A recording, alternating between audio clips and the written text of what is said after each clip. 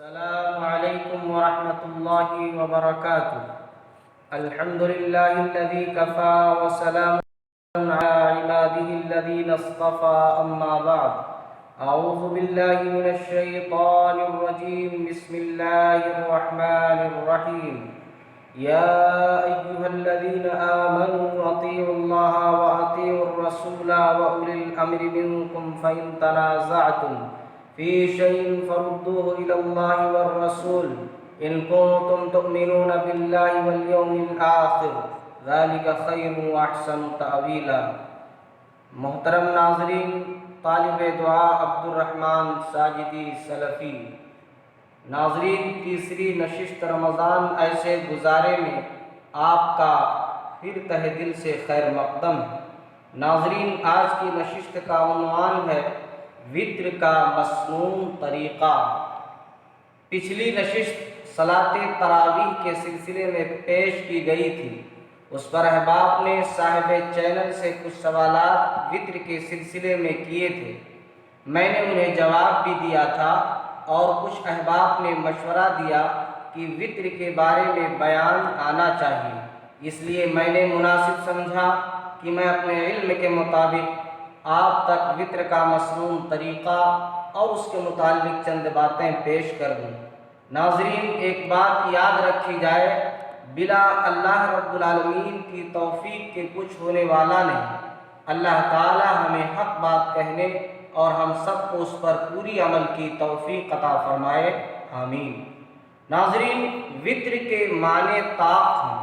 حدیث رسول صلی اللہ علیہ وسلم سے ثابت ہے کہ صلاۃ وطر کی خاص پابندی کرنی چاہیے، کیونکہ رسول اکرم صلی اللہ علیہ وسلم سفر و حضر میں ہمیشہ اس نماز کی پابندی کیا کرتے تھے.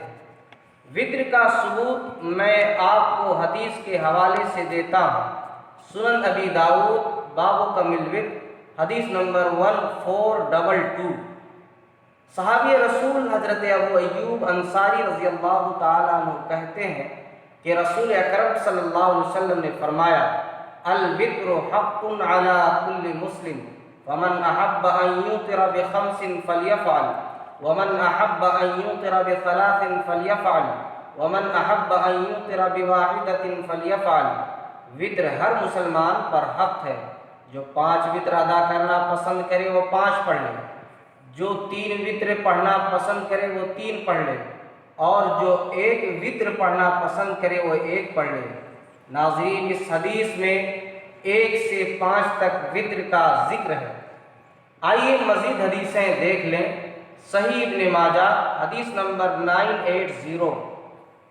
حضرت ام سلمہ رضی اللہ تعالی عنہ بیان کرتی ہیں، کان رسول اللہ صلی اللہ علیہ وسلم یوتر ب7 او ب5 لا یفصل بینہن بتسلیم ولا کلام. رسول اکرم صلی اللہ علیہ وسلم 5-7 وطر پڑھتے تو ان کے درمیان سلام یا کلام کے ساتھ فاصلہ نہیں کرتے. ناظرین، اس حدیث پاک کے اندر 7 وطر کا تذکرہ آپ کو مل گیا. اب آئیے میں آپ کو 9 وطر کا ثبوت حدیث رسول صلی اللہ علیہ وسلم سے دیتا ہوں. صحیح مسلم کتاب الصلاۃ حدیث نمبر 746. حضرت عائشہ رضی اللہ تعالی عنہ بیان کرتی ہیں، کان یوتر ب8 رکعات لا یجلس الا فی الثامنہ، کہ آپ صلی اللہ علیہ وسلم 8 رکعتیں پڑھتے اور 8ویں رکعت کے بعد پھر کھڑے ہو کر 1 رکعت پڑھتے. اس طرح آپ صلی اللہ علیہ وسلم 8ویں اور 9ویں رکعت ہی میں بیٹھتے اور آپ صلی اللہ علیہ وسلم 9ویں رکعت کے بعد ہی سلام پھیرتے. ناظرین، اس حدیث پاک میں آپ کو 9 رکعت وطر پڑھنے کا ثبوت ملا. ابھی تک آپ نے حدیثوں کے حوالے سے حدیثوں کی روشنی میں اور اس کے حوالے سے آپ نے 1 رکعت سے لے کر 9 رکعت تک وطر پڑھنے کا ثبوت پایا.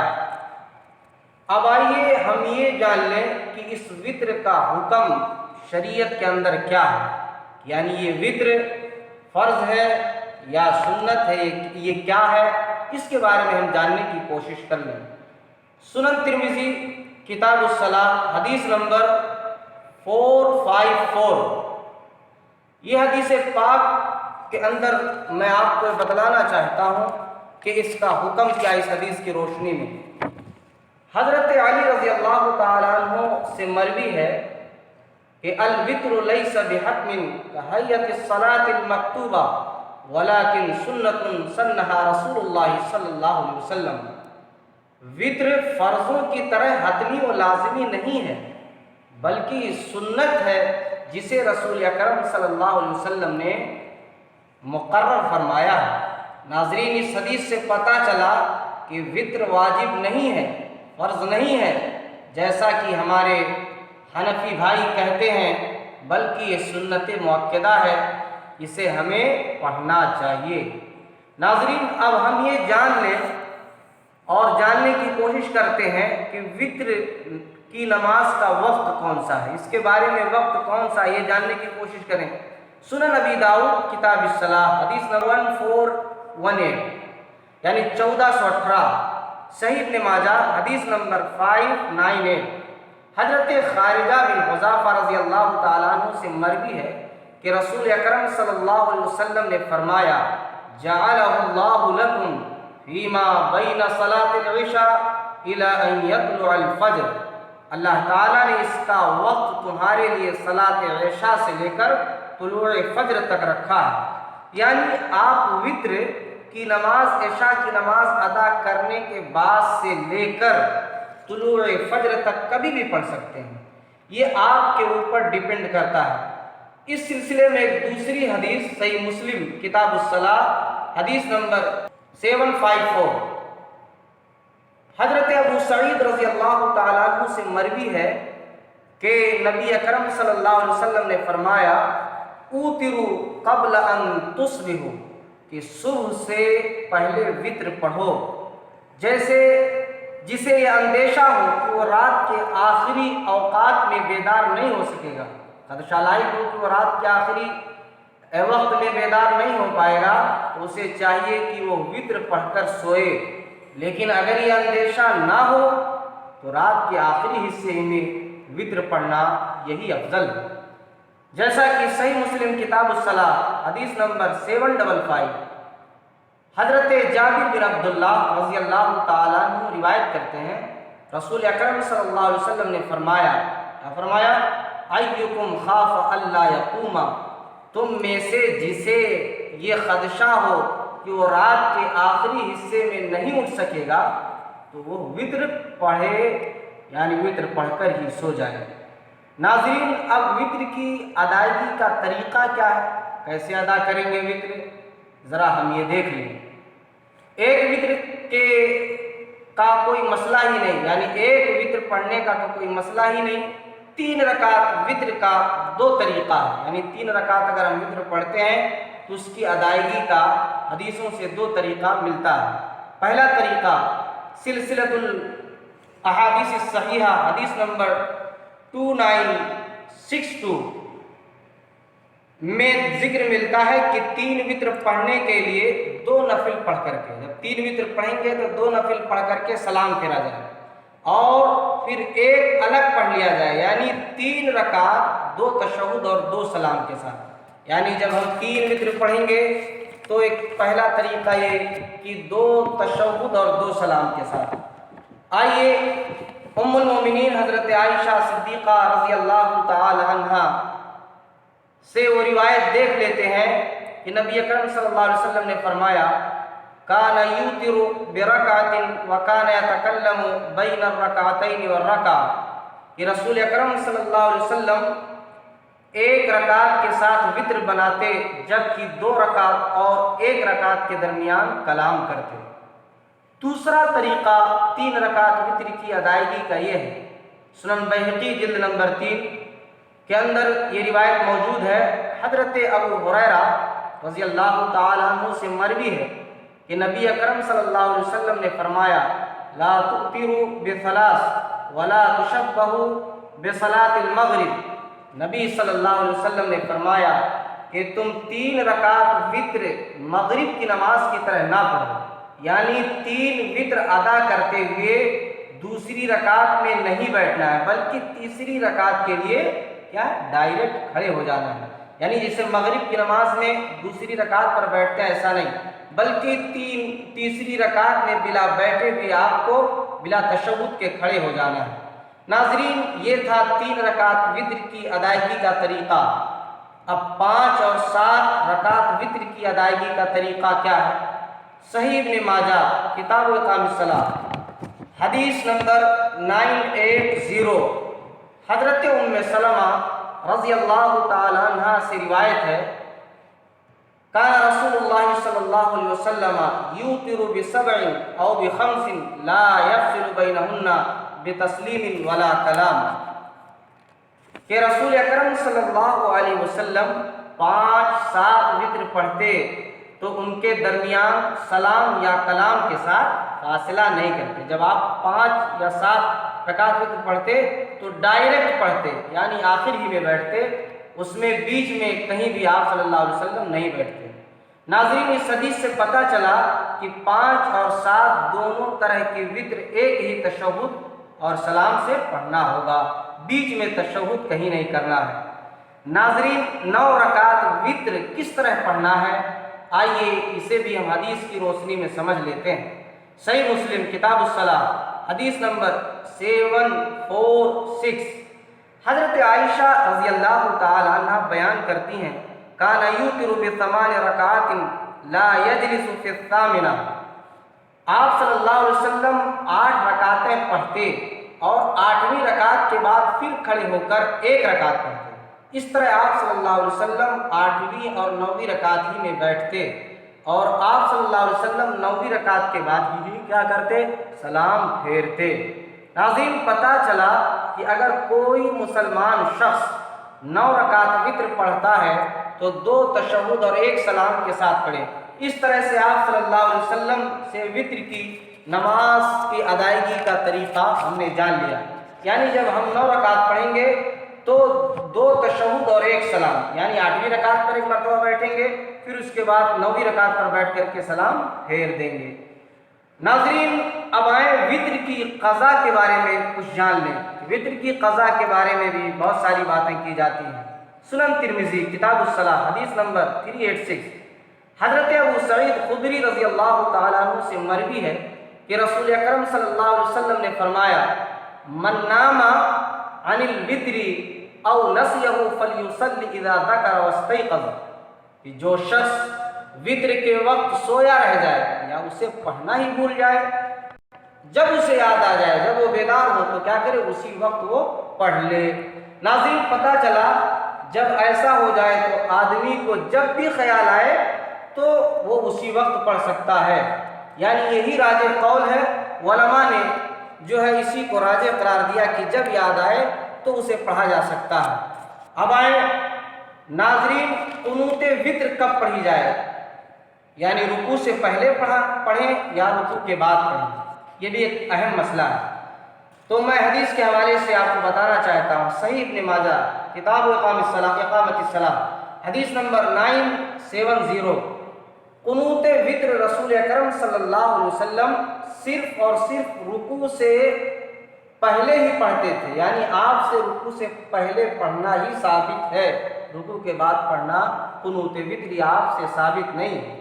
جیسا کہ میں نے حوالہ دیا صحابی رسول حضرت ابی بن کعب رضی اللہ تعالیٰ عنہ بیان کرتے ہیں ان رسول اللہ صلی اللہ علیہ وسلم کان یوتر فیقنط قبل الرکوع، بے شک رسول اکرم صلی اللہ علیہ وسلم وتر پڑھتے تو رکوع سے پہلے قنوت کرتے.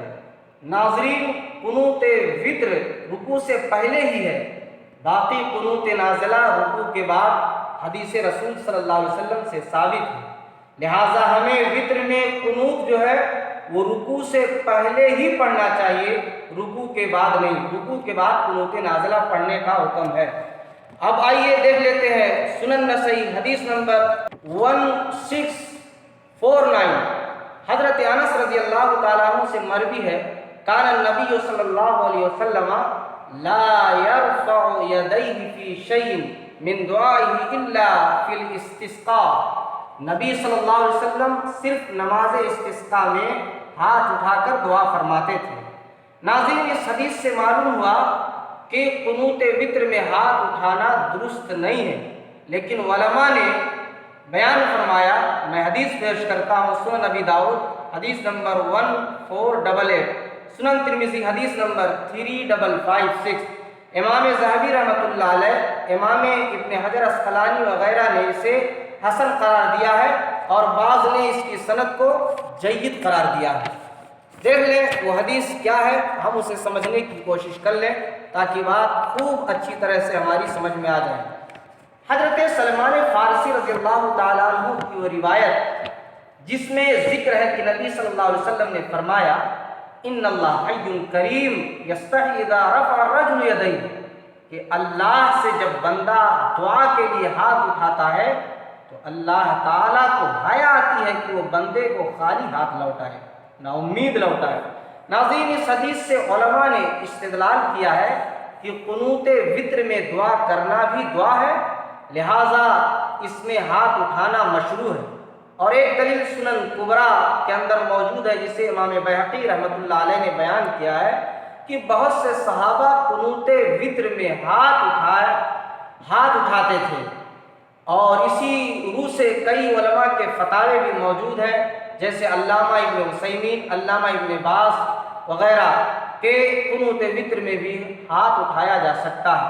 ناظرین، خلوص جو ہے خلاصہ کلام یہ ثابت ہوا، کیا ثابت ہوا کہ قنوت وطر میں دعا کرتے وقت ہاتھ اٹھانے میں کوئی حرج نہیں، اللہ عالم بالصواب، یعنی اگر آپ ہاتھ اٹھائیں تو بھی کوئی حرج نہیں اور نہ اٹھائیں تو بھی کوئی حرج نہیں، جیسا کہ میں نے دلیل آپ کے سامنے حدیث کی روشنی میں پیش کیا۔ ناظرین، قنوت وطر کی دعا تو آپ جانتے ہی ہوں گے، جو پڑھتے ہیں اللہم اہدنی فیمن ہدیت وعافنی فیمن عافیت، اور بھی دعائیں ہیں۔ ناظرین، نماز وطر سے فارغ ہونے کے بعد جو ہے ہمیں کیا پڑھنا چاہیے اس کے بارے میں بھی ہم جان لیں۔ سنن نسائی کتاب قیام اللیل حدیث نمبر 1604 میں تذکرہ ملتا ہے کہ 3 مرتبہ سبحان الملک القدوس کہنا چاہیے، یہی کہنا نبی اکرم صلی اللہ علیہ وسلم کی سنت اور یہ آپ سے ثابت ہے۔ ناظرین، وطر کے بارے میں بھی، وطر کے بعد اگر آپ نفل پڑھنا چاہیں، جیسے وطر کے بعد یہ مشہور ہے کہ نوافل نہیں پڑھ سکتے ہیں، تو اس کے بارے میں بھی مسئلہ سمجھ لیں کہ وطر کے بعد بھی نفل آپ پڑھ سکتے ہیں۔ صحیح بخاری کتاب الجمعہ حدیث نمبر 998، گرچہ بعض روایات میں وطر کو رات کی آخری نماز قرار دیا گیا ہے، جیسا کہ حضرت عمر رضی اللہ عنہ سے مروی ہے کہ رسول اکرم صلی اللہ علیہ وسلم نے بیان فرمایا، اجعلوا آخر صلاتکم باللیل وطرا، وطر کو اپنی رات کی آخری نماز بناؤ۔ لیکن اور حدیثوں سے پتہ یہ چلتا ہے کہ یہ حکم محض کیا ہے، استحباب کے لیے ہے۔ آپ صلی اللہ علیہ وسلم وطر کے بعد بھی 2 رکعت ادا فرما لیا کرتے تھے۔ سنن ترمذی کتاب الصلاۃ حدیث نمبر 392، حضرت ام سلمہ رضی اللہ تعالیٰ عنہ سے مروی ہے ان النبی صلی اللہ علیہ وسلم کان یرکع رکعتین بعد الوتر، کہ نبی صلی اللہ علیہ وسلم وطر کے بعد 2 رکعتیں پڑھا کرتے تھے۔ اس سے کیا پتہ چلا کہ وطر کے بعد بھی نفل پڑھی جا سکتی ہے۔ اس لیے اگر کوئی شخص وطر پڑھ کے سو جائے پھر رات کے پچھلے پہر اٹھ کر نوافل ادا کرے تو آخر میں دوبارہ وطر نہیں پڑھے گا، کیونکہ سنن ابی داؤد کتاب الصلاۃ حدیث نمبر 1439 نبی صلی اللہ علیہ وسلم نے بیان فرمایا، لا وطران فی لیلہ، کہ ایک رات میں 2 وطر نہیں ہے، یعنی اگر آپ رات میں وطر پڑھ کر کے سو گئے ہیں تو اگر آپ بعد میں جب نفل پڑھیں گے تو پھر آپ کو وطر نہیں پڑھنا ہے، کیونکہ نبی نے بیان فرمایا لا وطران فی لیلہ، کہ ایک رات میں 2 وطر نہیں پڑھنا ہے۔ ناظرین، معلوم ہوا کہ وطر کے بعد نوافل کیا ہے، پڑھی جا سکتی ہے۔ اب آئیے آخر میں اللہ رب العالمین سے دعا کر لیتے ہیں کہ اللہ سبحانہ و تعالی جتنا میں نے بتایا ہے، جو کچھ آپ نے سنا ہے، اگر میرے کہنے میں کوئی کمی اور کوتاہی ہے، اللہ میری کمیوں کو تو معاف فرمائے مولا۔ اے اللہ رب العالمین، ہماری غلطیوں کو تو معاف فرمانا مولا، اور اللہ سے دعا کرتا ہوں کہ اللہ ہمیں کتاب و سنت کے مطابق جو ہے عبادتوں کو انجام دینے کی پوری توفیق عطا فرما مولا۔ ناظرین اجازت دیجیے، انشاءاللہ پھر ملتے ہیں اگلی ویڈیو کے ساتھ رمضان ایسے گزارے میں۔ السلام علیکم ورحمۃ اللہ وبرکاتہ۔